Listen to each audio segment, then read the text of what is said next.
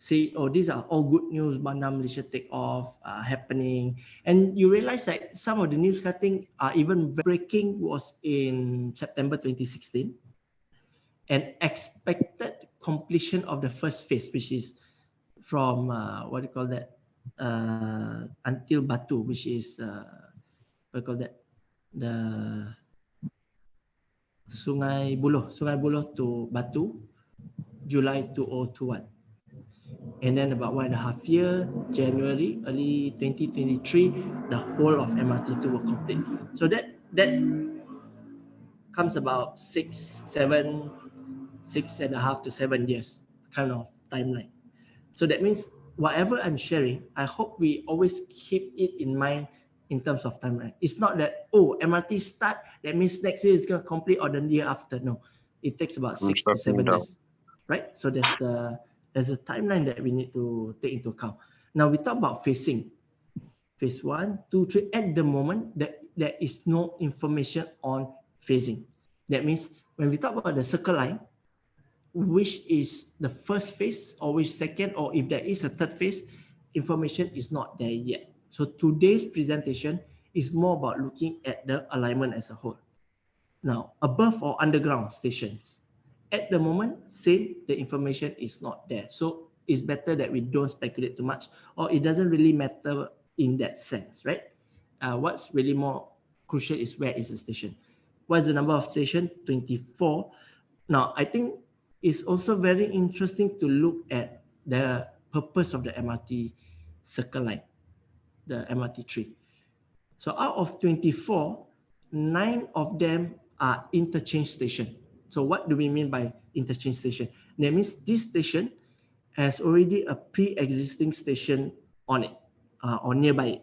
So it could be KTM, it could be LRT, the Putra line or the Star line, the Ampang line, right? And 15 other stations are without interchange. That means if you want to look it in this way, that means to say out of 24 stations, 15 new areas will have MRT that doesn't have LRT, doesn't have KTM, doesn't have existing MRT. So these are fresh areas, very exciting. Okay. And to give a perspective, I show this 2019 news cutting. So 2018, we had our election. And at the start, there was a lot of spring cleaning, right? A lot of things that require the government's attention, whatnot. Some people's house kena raid and whatnot. And MRTs, LRTs, these were not the focus then. But after more than 1.5 years, the government, true enough, as what we wrote in our book, the MRT3 will have to come back. So if the then Anthony Loke, if you understand, he's the kind of politician that don't simply say things without proper intention or reason, right? So when there was a statement talking about MRT3 review of MRT3 project underway, that means to say the government is looking at it.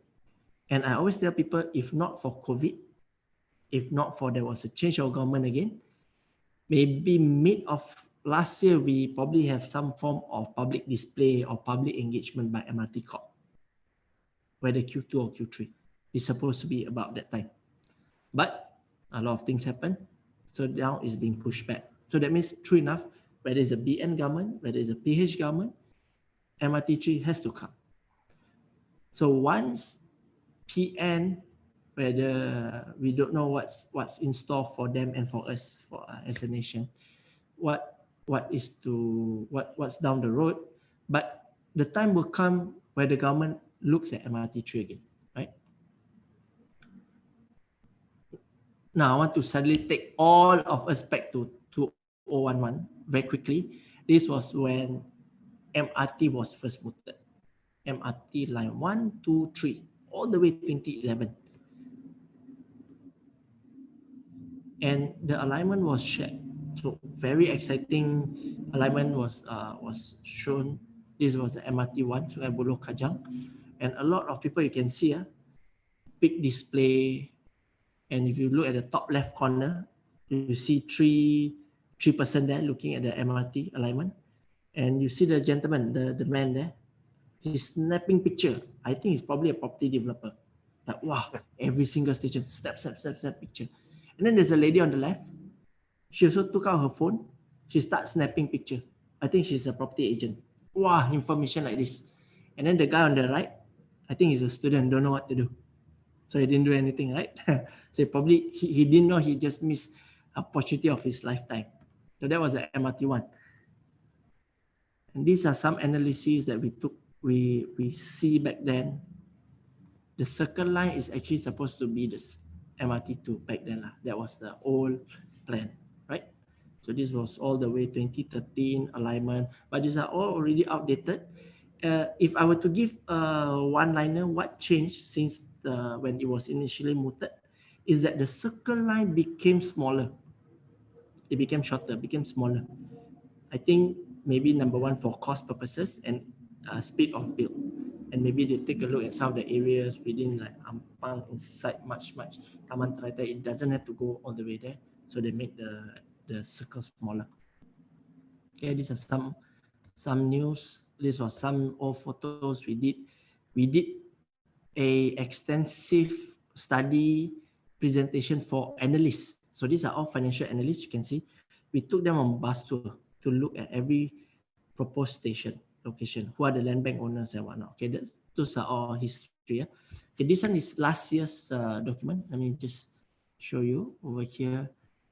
If you were to go through this 2040 document, is 259 pages thick. I want to make your life easy. Thank you. I just take out some of the important ones, like one page like this. So you can see on the left, that is the shape of Wilayah Persekutuan. And can you see this green color alignment? So this is the MRT2. And our focus is this, MRT3. So wait, Ishmael, you are saying I don't need to listen to your talk. I just need to go through this document and I know all the alignment, all the stations. Yes, correct. It's public information. But what's funny is a lot of people still don't know about it. So that's why we're here today. So all these 24 stations, what we did, we take up, we put in our map, and you can see not just where they are, what is in the surrounding, right? So this is our part of our greater KL map. All the way to Bukit Beruntung, Rawang, Bukit Beruntung, all the way, they have to go all the way of the whole of Selangor. But let me zoom in KLPJ area, and you can now see the pink color. So this pink color is the MRT3. So blue color over here, MRT1. So this is the MRT1, the Sungai Buloh to Kajang. And then this is the MRT2, green color, Sungai Buloh, Sedang, Putrajaya. And we are talking about MRT3. So immediately, what's interesting is this is a circle line, 24 station, and it's very urban area. That means it doesn't go outskirts. It's meant to connect a lot of our existing MRT1, MRT2, LRT lines. Even I believe it will touch a lot of KTM stations. So to understand this MRT, it may not, you see, if you are a developer or you are an agent or you are a property investor, don't think of the MRT as the MRT3 as where is the station. But you should think like, okay, if this is a station, I interchange, where can I go? Like, oh, which station I interchange, which line? So that means you could be on an old LRT line, but your old LRT line is just one station away interchange with the future MRT3. And where can it bring you? Exciting areas. So then it open up your mind in terms of opportunities. So okay, we have this special study that we are developing, and it's actually meant for property developers. And they buy our maps, 10,000, 15,000. So actually, Michael, I have to charge everyone here today 10,000 for this sharing. How? Okay, so obviously I'm not going to do that. Since you all took the time to tune in, let me just stop the sharing for a while. Let's go to the individual station. Okay, so I'm very sorry again if you're gonna feel a bit fast, but what you can take, please absorb. If you have questions, keep them towards Q&A. You may see some very familiar areas, some exciting. Let me share this one. Okay. Let's start here. Michael, let me know. Can you all see the full screen for the I cover can. page? Can you guys listening in see? Because now we are going to station by station already, where they Sure. are. Okay. Everyone's saying yes. Lovely. Our time is okay, Michael? Yeah. So good. Okay. We're good so far. Yeah. Okay. 9:40. Okay. So circle line. How to start station 1? Where is station 1? So we at Ho Chin Soon Research will say, okay, since this is a circle line, it is our way of looking at it, and we say Bandar Malaysia will be station number 1 for our purposes. Now, authority in future, they probably give station number 1 to any other station. That one is up to them. Why Bandar Malaysia is station 1? Because we feel that is a future part of the nation's future planning, so we put there station number 1. Okay, so I'm going to speak sometimes in terms of numbers on the clock. So imagine this is our traditional clock, 1 to 12. So 12 being up north and number 6 being all the way south. On the west is 9 and number 3 is station 17, 18, right? So we get ourselves oriented. So we are on the same page, okay? So for us, station number 1 is 6 o'clock. Station 12, 13, 14, that one's all the way up the north, 12 o'clock. Okay, let's go to station number 1. You can see the first station is actually the Bandar Malaysia Station South. This is where the MRT2, where the supposed actually high-speed rail where it will be. And then there's KTM. So this was supposed to be like the hub of all the infrastructure coming in. And of course, we know who are the landowners for Bandar Malaysia. Government is part owner of it, right? Going to station number 2, Sapute Station, or you can call it Mid Valley. It's very close to Mid Valley, but they call it Sapute because I think to bring values in that area as well. So who are the winners? Some of the winners, Mid Valley will be developers like IGB, and then you have KL Eco City, SP Setia. So these are some of the winners. Next station, Kerinci Station. Kerinci Station, you have an interchange station with the existing LRT. Very interestingly, if you analyze the station, sorry, I forgot to mention this important thing. What you are seeing now is the latest proposed. It can move anywhere 100 meters, 200, 500 meters, or it may be even cancelled altogether in terms of the station, that particular station. What will happen is that normally MRT Corp, they will have the public display, then the feedback, and then they will revise, right? That's what we've seen in MRT1, MRT2. So what you see here, don't be surprised if there's changes. For example, if we talk about MRT3, if I want to speculate, oh, you put at Kerinci, who do you think will be lobbying very hard to just pull the station a bit more? UOA. Exactly, UOA, Bangsa South. Just pull a bit, it's all my offices. So if you see the red color, those are commercial. You pull it down a bit, oh, there's all my offices. Developer will win. Now, going a step further, who else do you think will also be trying to lobbying very hard? So if you've been you're familiar with the locality, down south you have people like IJM, Pantai Central Park. So don't be surprised if suddenly the station be going even down south. But this is speculation, so I don't want to go too much into that. So this is station 3, station 4, you see Malaya, very interesting. a lot of development potential lands in the vicinity. Don't know who may get it. Station 5, they call it Bukit Kiara Station. Station 6, I call it Pusat Saiz Negara Station. But looking at the locality, you will see that who are some of these land bank owners. So if you look at like Bukit Kiara Christian Club, you look at Tournament Player Club, so two big corporations will be like Sime Darby, land bank owners, they will win. Then you will look at Berjaya Group, will be very happy with some of this placing. And our area of interest today, for example, one of it, Sri Hatama Station. If you are familiar with that area, there's a lot of commercial area. So you can see here, the pink color, these are all commercial area. Again, Ishmael, or is it underground, above ground? That one is not today's discussion because we don't have the information yet. But if you notice, there's also like the Bomba, the police station, that could be possible because these are government reserve land, could possibly be relocated, for example, right? Station number 8, today's everyone's topic, Mont Kiara Station. So let me try just zoom in a bit. Back then,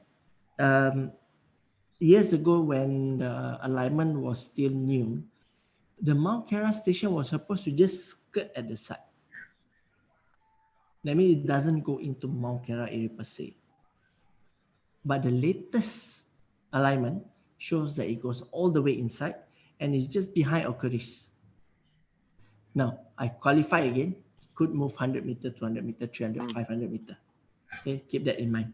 But the intention is to have it really for Mont Kiara.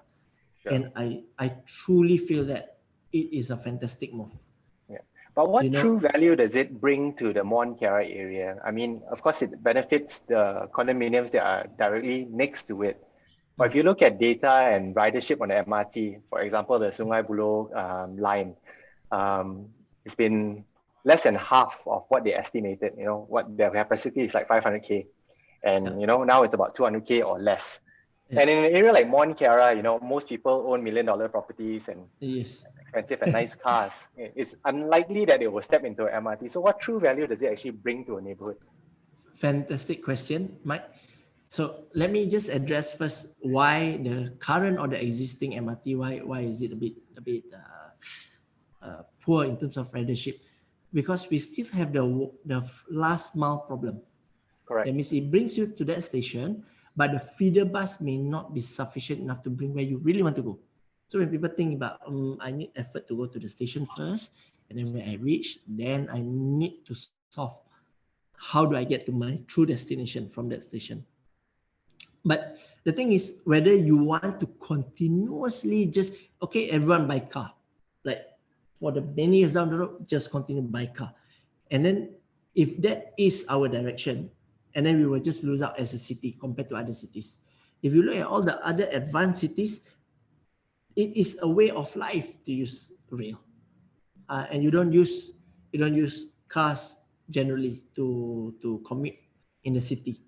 So if we are genuine to bring Greater KL as a world-class city, we have to improve infrastructure such as this has to come in. Mm-hmm. So penetration, if we talk about penetration, public transportation penetration rate, if Singapore is above 80%, that means out of 10 people, 8 people travel by public transportation. What do you think is Malaysia's public penetration rate? Maybe at 30%. You're not too far off. But still lower than that. It was a bit of a joke, but at least there's a good aim that actually we were trying to hit 40% by 2030. So that may give you an idea. Still, a lot of people don't use, right?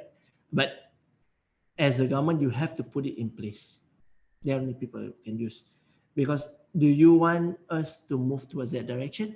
Or you look at Manila, a city, Philippines, so big, but everyone is using that, what do you call that? That jeepney, that small van.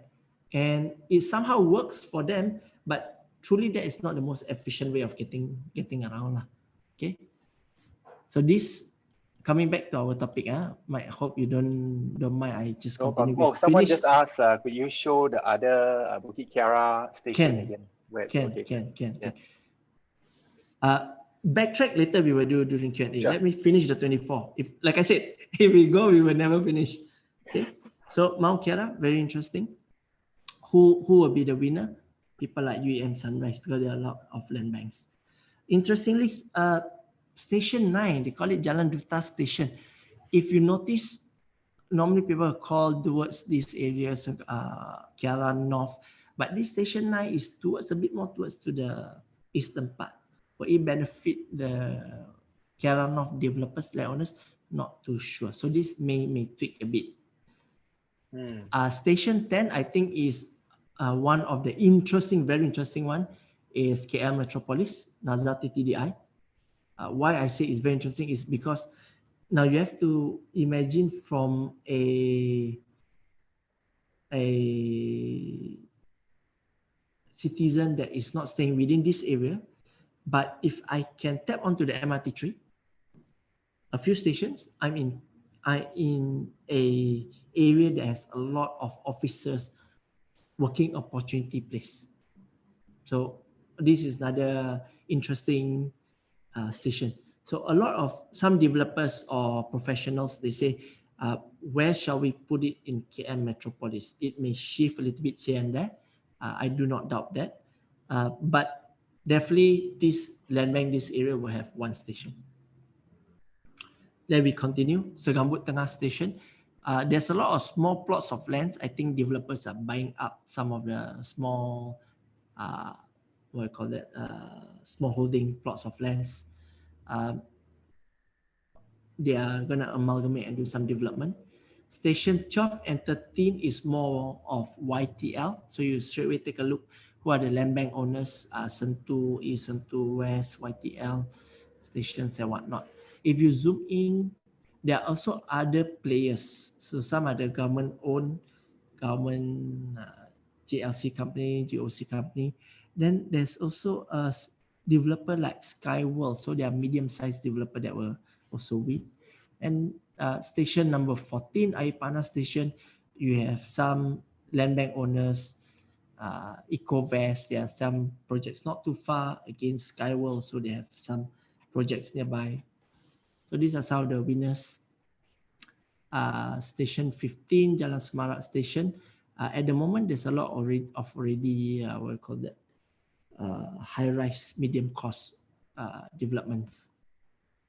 Station 16, Setiawangsa, as an interchange station with the existing LRT. Also very interesting. But this more, what do you call that? The land bank are not big pieces.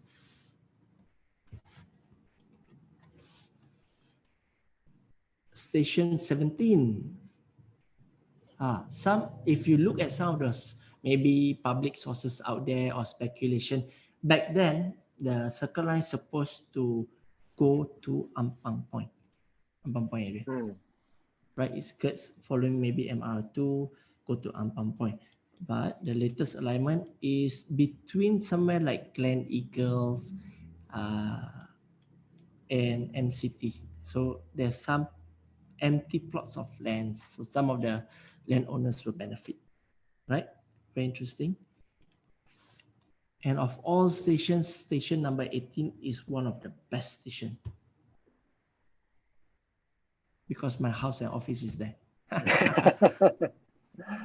So Desa Pandan, you can see there's a lot of high density condominiums. So these are all condominium.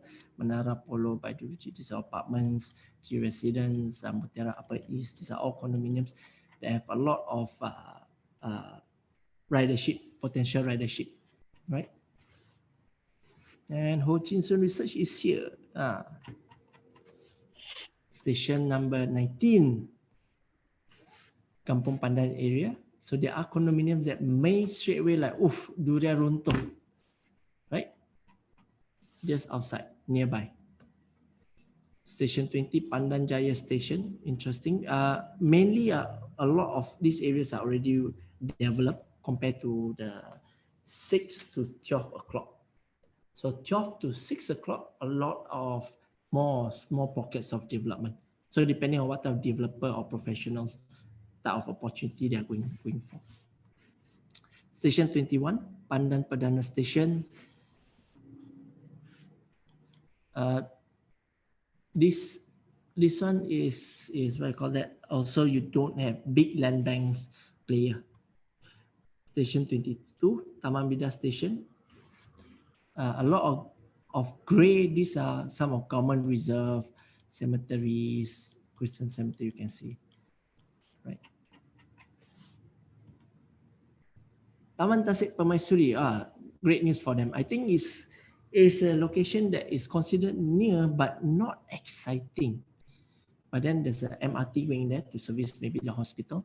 So interesting. Perhaps don't be surprised. Some of this public park maybe then in the future be parceled out to do some development. Very possible. And then with that, we reach the last station, Bandar Sri Permaisuri. Like I said, these are a lot of existing ridership, all this area, right? And with that, Michael, we cover all 1 to 24 station. Wonderful. Thank you for the comprehensive review. Okay, let me just stop this part here first.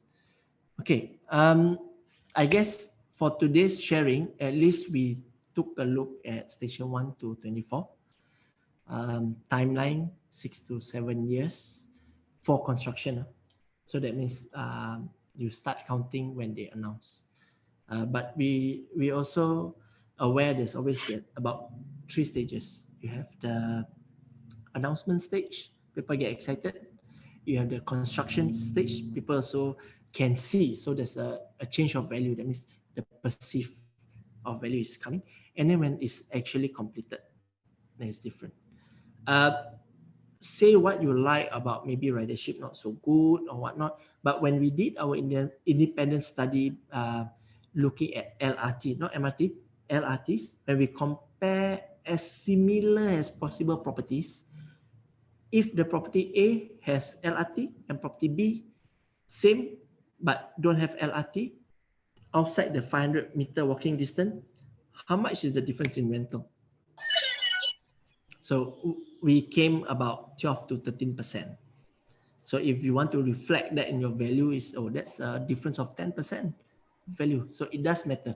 Your property will get rent out first, right?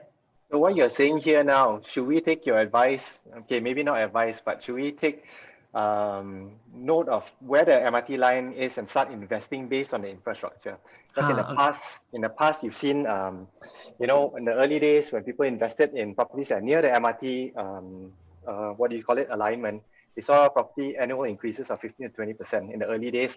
Yeah. But in areas like Tier 3 or Mont Kiara, let's say Metropolis and whatnot, prices are already bordering 1,000, 1,001. So has it already been priced in, or will we still see appreciation from there on? Okay, so what is if talking to like investor perspective, right? So what is your strategy? Because if you look at MRT1, some investors, they're very smart in terms of how they position themselves. Oh, there's MRT, there's a new project. Not necessarily they buy that project. They go and pick up all the secondary market. So agents are also happy because the secondary market is moving, not just the primary market. So when you look at this MRT3, it's not just about, what is the next new project coming up in the MRT? Then I will just buy it. It's not about that. Today's sharing is to at least be aware of where these 24 stations are possible to be. And when the time comes, you don't like, construction start already, then say, Ishmael, where's the station? Where's the station? No, right? Then you are a bit late in the game. That means people are already looking for opportunities and whatnot. So it's to know that, these are the stations. These are where the potential are, but not necessarily you buy. Because if you look at some other type of investor, they position it differently. They want the land bank's owner to benefit from announcement. That means they don't even care whether the MRT gets completed or under construction. Their strategy is different. I'm going to buy the share of the company that has land bank of this area. The MRT announcement, then the company make announcement, they are one of the beneficiary, share go up. So it's different strategy. So again, like I said, Michael, we are a information company. If I'm a remiser, I'm going to tell you which share to buy. If I'm doing agency, I'll tell you which project to buy, right? So I'm just sharing information. So what you take of it, what you do is all your prerogative. Yeah. But like I said, nobody has crystal ball. Correct. Okay. I think that, let me just see. Okay. Michael, can I go back to my PowerPoint? I think got like 10 more slides. We just finish it off. Sure. Yeah. Okay. Then we can go to the Q&A. Sure. Yeah. So guys, we'll go to the Q&A in about 10 to 15 minutes or so. So feel free to type in your questions in the chat box and we'll try to address them as much as we can. You can see this old picture of Mount Kiara. Is my slide on already? Is it on? Can see? Kiara, yes. Mount Kiara, 1995, 25 years ago. This is an actual picture taken from a helicopter. In case it didn't occur to you 25 years ago, 26 years ago, there is no drone. So this was taken from a helicopter. And this is what Mount Kiara is today. Wow. When you look at one or two projects. Boom. Amazing. Yeah. Not just for property investor, if you're talking for developer, I had the privilege of listening to the Condo King, Dr. Alan Tong, when he shared about his sunrise days, when he was buying piece of land. Okay, how much is Mount Kiara land per square feet today, roughly? 700 plus minus. Yeah. Okay. The new tiers is all 1,000 plus. Yeah. So I think in maybe 5-6 years ago or so, people were transacting 400, 500 per square feet land prices. Okay. So 600-700 is very real, very possible. And how much did Dr. Alan Tong bought his land for? It was rubber estate, right? Agri land last time. Yeah. How much do you think he bought it for? I'm supposing double digit lah. He bought it for 2 ringgit. Oh dear. If you can have 2 ringgit become 600 ringgit. Today you are Datuk Sri or Tan Sri. In one of our WhatsApp broadcasts, our sharing, we sent out this picture. Some of you would have received this picture. So guys, if you haven't signed up for the broadcast, go to Ho Chin Soon, their website. There's a place to actually sign up for the broadcast, and it's totally free. Don't worry. I'll tell you what we're gonna do today. So this is a picture just to show the proposed MRT station. So if you are very familiar, over here this Plaza Mount Kiara. This is Jalan Kiara 1. Then I believe over here is Kiara 3. What is this Jalan Kiara? Jalan Kiara. This is 1. This is 3. What is this? Someone said 4. Very sharp.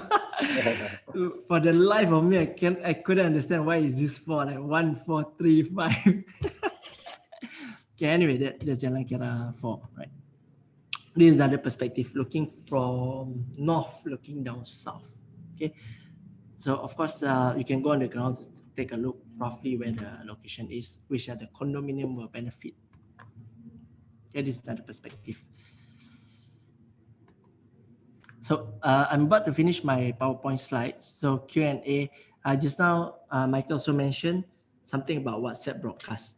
So what Ho Chin Soon research we have been doing over 3 to 4 years now is that we notice a lot of our followers, a lot of our audience, they appreciate, they enjoy our sharing, and they always ask, when is the next talk? When is the next presentation? We want to have update because free information, right? So we thought like, okay, instead of we wait for the next talk, next event that you may or may not be able to attend, why not we give you the information? So what we've been doing is we've been sending people WhatsApp broadcasts, and it's not so frequent that it annoys you. So it's once or twice maximum a month, and it is free of charge. So if you are interested, what you can do is you can key in this number and be part of our broadcast. And just for today, if you text this number today, we will also send you this high resolution picture, the one that I've been going through. Yeah. So the map on the left, this front page should give you a good start to what we've discussed today. So I want everyone to take up your handphone now. Save 012-9513-550. This is Ho Chin Soon's personal handphone number. Oh, wow. Yeah, our chairman. So he must be a very busy man then. Yes. So please don't ask, hey, is this really Mr. Ho Chin Soon? Can you do peace and proof and do? No, it's him. It's him. It's him. His number. So what you do is you save him as a contact, and then you WhatsApp him, say, I want MRT3 map. He will put you in a broadcast list, and then he will send you the file. If in the future you feel Ho Chin Soon research is so annoying, giving me not relevant information, you just say, take me out. And then you're out of the broadcast. No worries. Okay, no cost, and just enjoy the free information from us. We'll share once or twice every month. I think one of the next information we want to send over is also like last ownerships, some of the land ownership of Melawati area and whatnot. So those are some in the plans. So what you do is take out your phone, save this number, send, I want MRT3 map. Now, if you enjoyed my sharing today, you appreciate my sharing today, you would like to say thanks to me in a different way, when you send that WhatsApp, I want MRT3 map, and then you say, Mr. Ho, your CEO working very hard at night. Oh, then I sayang you all. And of course, all these books we have been publishing over the years. We talk about location, timing, planning, And the good news is that Michael and Jason has purchased some of our books to be given out to some of our listeners today. So how it's done, that one I'll leave it to Michael to sort. Yeah. But I highly appreciate it. And with that, ladies and gentlemen, thank you very much. Yeah. Thank you so much, Ishmael. But yeah. So Ishmael mentioned some books earlier. We have a couple of books to give away. And if you're planning to list your properties with us, or if you're looking for something, get in touch with us or our team members below, and we'll gladly give you some books on what Ishmael has already showed you earlier. So Ishmael, I mean, to put you a bit on the hot seat, since we're talking about Mont Kiara, North Kiara, I know it's a bit unfair to ask you this, and we're not asking you to give us a prediction, but what are your thoughts? Where are the pockets of opportunity that you see in this particular area? Ooh. I love some of the players. Not necessarily. I mean, these are past opportunity. Some players like Trinity Group, they come in with a competitive pricing product, and then they place themselves in Mont Kiara area, right? And then if you talk about Kiara North area, I think you have players like TA Globals also have products there.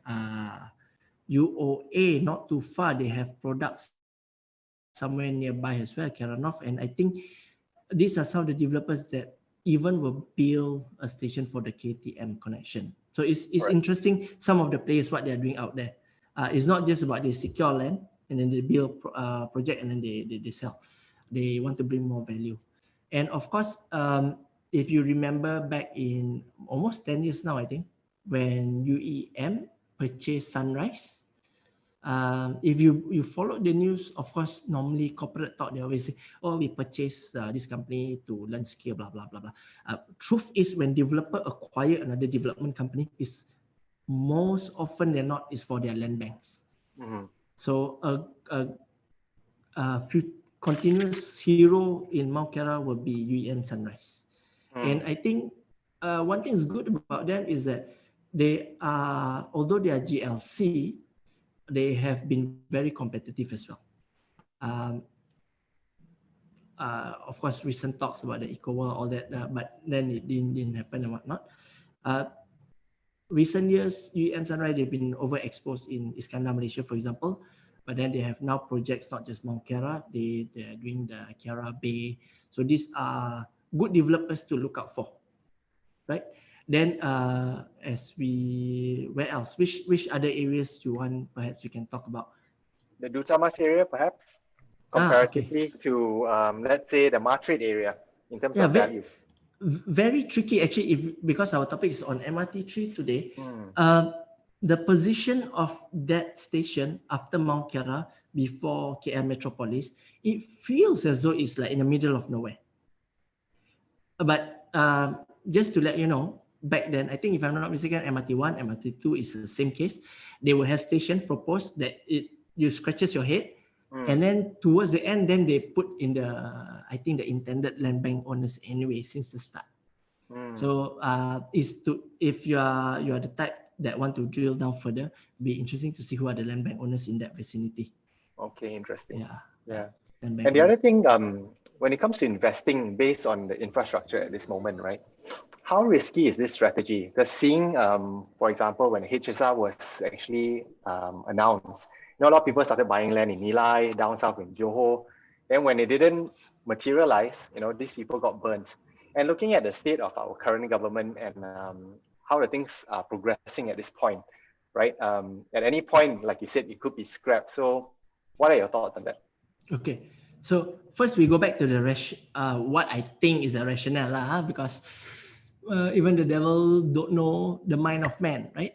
Sure. Of course, some of you argue the politicians are the devil themselves, but okay. But whether it's BN, whether it's PH, PN or whatnot, politicians, the recurring theme is the same.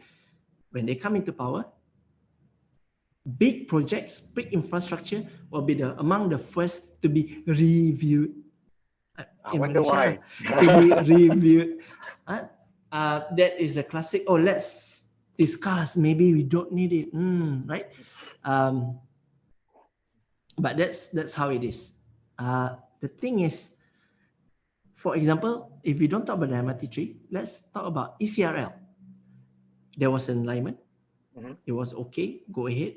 PH came in, and PH suggested a different route with the rationale of more cost saving. Whether it's true or not, that is almost secondary, because at the end of the day, it's benefiting a different land bank owner. Correct. So infrastructure play is always like that. And then when PN came in, so maybe there are some of the same familiar people from BN. Now in PN, they want the original route. So then let's go back to the original route, because I want those land banks to benefit in that sense. Sure. So coming back to our MRT3, will there be tweak? Very possible. Will it be major? Your guess is as good as mine. If you are the type, because for us, an investor, we are more simple. We just want to, I got this is my budget. I want to buy. Where do I go? Right? That's more simple. If you're talking about the big boys, you're talking about the land agents, the consultants, their game is slightly different, because it's about pulling the line and bringing a whole different type of value. So you have people like UOA, IJM, they will all be lobbying very hard. Yeah. Same goes to our high-speed rail. Suddenly, new government, then they're not. New alignment, let's stop it at the whatever lah. Okay. So I think it's very clear you see the pattern, and it's very, human nature lah, natural when you have changed. So coming back, to answer your question, what is the risk? The risk is there in terms of timeline, in terms of tweaking also, but it will still come. The MRT3 will still happen. Otherwise, MRT1, MRT2 hanging. It feels very hanging. So do you remember the 12693? Yep. So if we want to go one step for fun, just for fun tonight, we just speculate a bit, which are the more solid ones? Solid ones will be like 6. So big land owners, Bandar Malaysia won't move. Who are the major players? Some more 12.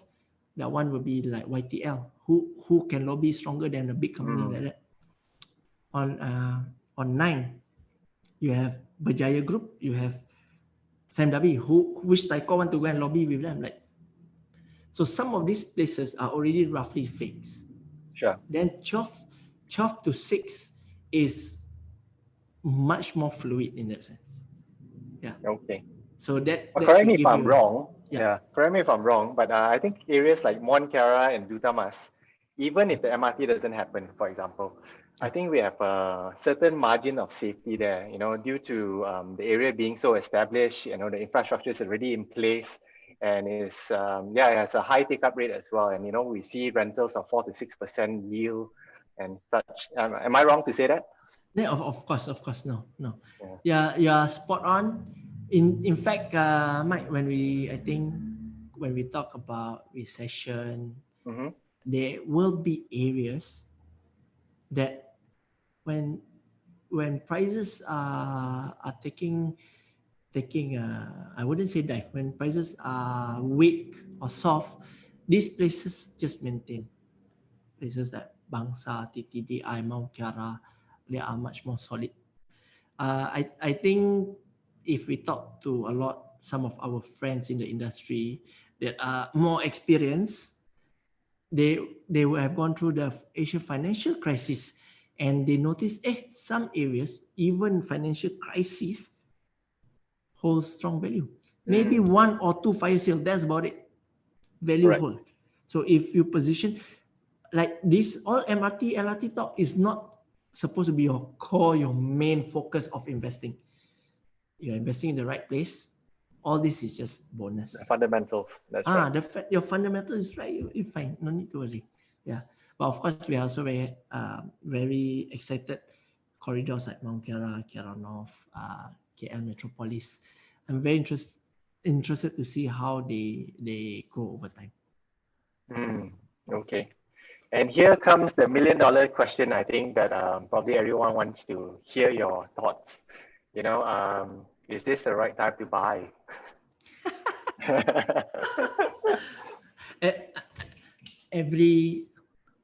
I think the whole night I've been so long-winded. Yes. Yes. Okay. Yes. Finish. Okay. Finish. Yeah. Finish. Yes. Yeah. Okay. I have the long-winded version. The other day, I gave a presentation for, I think, group of university young graduates. If in case there's some first-time home buyers in our audience today, because I think we have about 200 people tuning in. The story I love to share is that if you are a first-time home buyer, if you haven't yet gone in, don't time the market. Don't time the market. I totally agree. You cannot time the market. I have friends that say, okay lah, they look like bodoh. Okay, I got enough money. I know I'm going to need a house. Just gonna buy. I buy. And today they're okay. They're fine. They've secured good deals. And then I have friends that I'm gonna, house very hot now, but the prices are very high. Maybe I wait. I'm gonna wait. These are the waiters. This is a true. This is a true story. I feel very sad for one of my close friends. He's paid really well. He works in overseas. In fact, like in Dubai, paid our money 10,000 ringgit, 12,000 is small money. He's paid really well. And then I say he's gonna time the market. Recession happened. Do you think he's very happy? Unfortunately, he is in the hotel industry. Oh dear. Yeah, so just don't time the market. Not nice. So the closing message here is, if you see a deal that's good enough and it makes financial sense, take action. Yes. And who's best to assist you? I have to contact Chester people. Yeah. But seriously, guys, if you guys are sniffing out a deal, get in touch with us. We might have something for you. Don't feel shy if you're just, at a preliminary stage and just want to have a chat. We're very friendly people. We won't bite you. So yeah, just get in touch with us. And with that, Ishmael, I'd like to thank you for your time. I know you're a very busy guy and your generosity with your knowledge today as well. Yeah, we just hope to have a chat with you again at some point, and I wish you all the best, and I hope that you and your family keep safe as well. Thanks so much, Ismail. Thank you, everyone. Yeah, Have a good weekend. Cheers. thank you. Thanks, Mike. Thanks, Jason. Thanks. Thank Speak to you you. soon.